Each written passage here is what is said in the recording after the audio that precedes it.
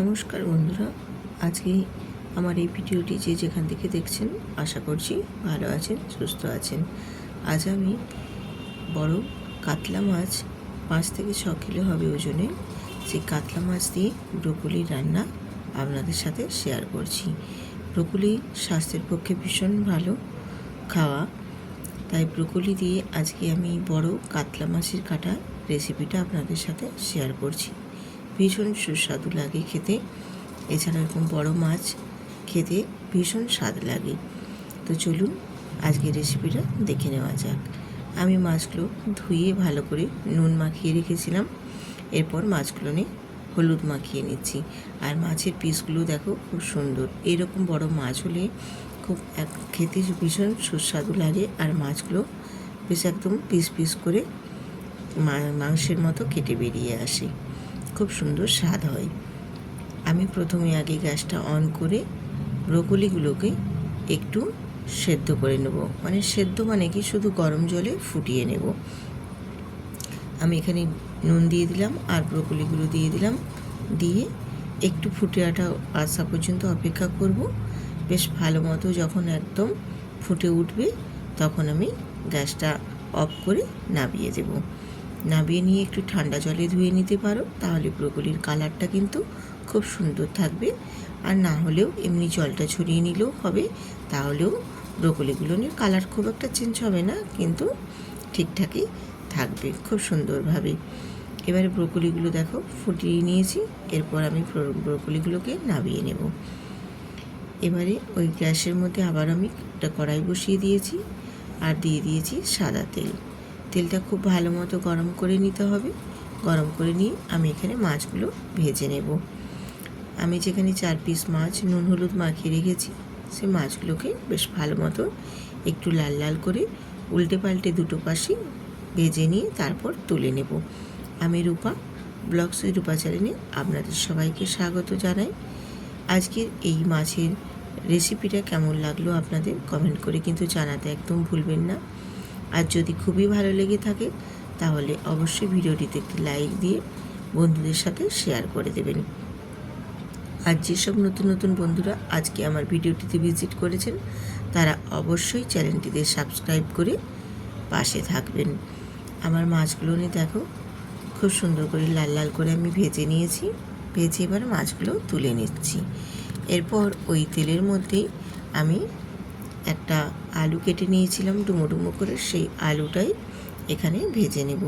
আলুটাও আমি উল্টে পাল্টে দুটো পাশ একটু কালার ধরিয়ে আসা পর্যন্ত ভেজে নেব। তারপর দিয়ে দেব ব্রোকলিগুলো।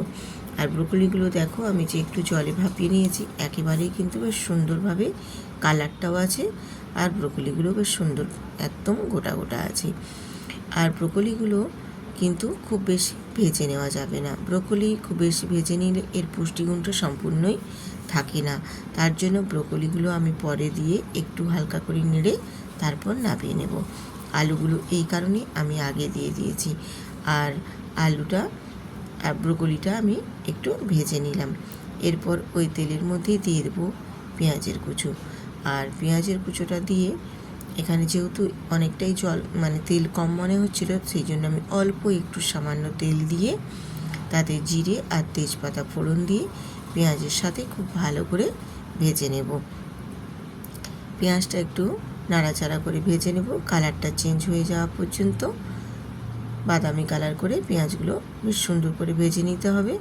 পেঁয়াজগুলো যখন ভাজা হয়ে যাবে তখন এখানে আমি দিয়ে দেবো স্বাদ মতো লবণ। স্বাদ মতো লবণ দিয়ে দিলাম। লবণটা দিয়ে পেঁয়াজটা আবারও নাড়াচাড়া করে একটু ভেজে নেব, তাহলে পেঁয়াজগুলো বেশ খুব তাড়াতাড়ি নরম হয়ে যাবে। আর এরপর আমি এখানে গুঁড়ো মশলা অ্যাড করে দেব। গুঁড়ো মশলা হিসেবে এখানে আমি দিয়েছি কাশ্মীরি লঙ্কার গুঁড়ো আর হলুদের গুঁড়ো দিয়ে আবারও পেঁয়াজের সাথে খুব ভালো করে নেড়ে ছেড়ে একটু কষিয়ে নেব। আর এরপর এর মধ্যে দিয়ে দেব একটা মাঝারি সাইজের টমেটো দিয়ে আবারও আমি পেঁয়াজের সাথে একটু নাড়াচাড়া করে নিয়ে এখানে আমি মশলা অ্যাড করে দেব। তো মশলা কিন্তু খুব বেশি না, একেবারে সামান্য, শুধু আদা আর জিরে বাটার পেস্ট, একদম অল্পই, খুব বেশি না। দেখো আমি তোমাদের দেখিয়ে দিচ্ছি। আর অল্প করে একটু মশলা ধোয়া জলটাও দিয়ে দিলাম। দিয়ে মশলাটা খুব ভালো করে কিন্তু কষিয়ে নিতে হবে, যাতে আদা জিরে এর কাঁচা গন্ধটা চলে যায়। সেই পর্যায়ে কিন্তু এখানে মশলাটা একটু কষিয়ে নিতে হবে। একটু নেড়ে চেড়ে মশলাটা কষিয়ে নেব। আর দিয়ে দেবো এখানে ঝালের জন্য 2টো কাঁচা লঙ্কা, আর দেব কিছুটা ধনেপাতা কুচি। দিয়ে মশলাটাকে বেশ সুন্দর করে কষিয়ে নেব। মশলাটা যখন গা থেকে তেল ছেড়ে বেরিয়ে আসবে, সেই পর্যায়ে বুঝে নিতে হবে মশলাটা খুব সুন্দর করে কষানো হয়ে গেছে। তখন আমি এখানে ভেজে রাখা আলু আর এখানে ব্রোকলিটা দিয়ে দেব। ভেজে রাখা দিয়ে নাড়াচাড়া করে মশলার সাথে কষিয়ে নেব। মশলার সাথে সব কিছুটাই যখন সব মিশিয়ে কষিয়ে নেব, তখন মশলাটা কিন্তু এর ভেতরে খুব ভালোভাবে ঢুকে যাবে। আর এখানে এবারে আমি জল অ্যাড করে দেব। জলের পরিমাণটা বাড়িয়ে কমিয়ে নেওয়াটা নিজের কাছে, যে যেই রকম গ্রেভি পছন্দ করবে সেই মতো এখানে জলটা ব্যবহার করবে। দিয়ে আমি একটু নাড়াচাড়া করে ফুটিয়ে নেব ঝোলটা। ঝোলটা যখন খুব ভালো মতো ফুটে আসবে, তখন আমি একটা ঢাকনা দিয়ে ঢেকে দেবো, যাতে করে আলুটা খুব ভালো মতো সেদ্ধ হয়ে যায়। ব্রোকলি এমনিতেই হয়ে যাবে খুব তাড়াতাড়ি, খুব বেশি সময় লাগবে না। আর দেখো আমার একেবারে তরকারিটা মোটামুটি রেডি হয়ে গেছে, কারণ গা থেকে খুব সুন্দর করে তেল ছেড়ে বেরিয়ে গেছে।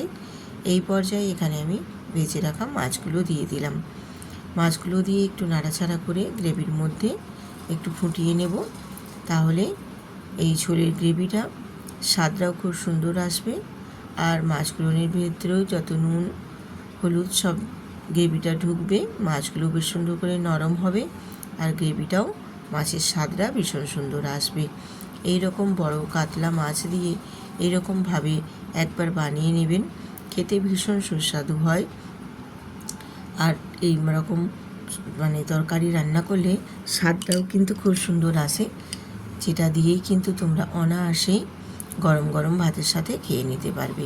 ভীষণ টেস্টফুল হয় এই রেসিপিটা, একবার হলেও বানিয়ে দেখবেন, খেতে ভীষণ ভালো লাগে। আমি নামিয়ে নিয়ে তারপর তোমাদের দেখিয়ে দিচ্ছি কতটা সুন্দর হয়েছে। এইরকমভাবে ব্রোকলি দিয়ে কাতলা মাছ, যে কোনো মাছ যদি তোমরা রান্না করে নাও, খেতে কিন্তু ভীষণ সুস্বাদু লাগে, গরম ভাতের সাথে ভীষণ ভালো লাগে।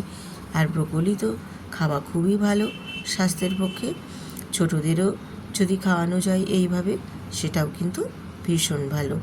তো আজকের এই কাতলা মাছের রেসিপিটা ব্রোকলি দিয়ে কেমন লাগলো কমেন্ট করে কিন্তু জানাতে একদম ভুলবেন না। আবার আসবো আরেকটা নতুন রেসিপি নিয়ে। ততক্ষণ সবাই সুস্থ থাকুন, ভালো থাকুন। আজ এই পর্যন্তই, টাটা।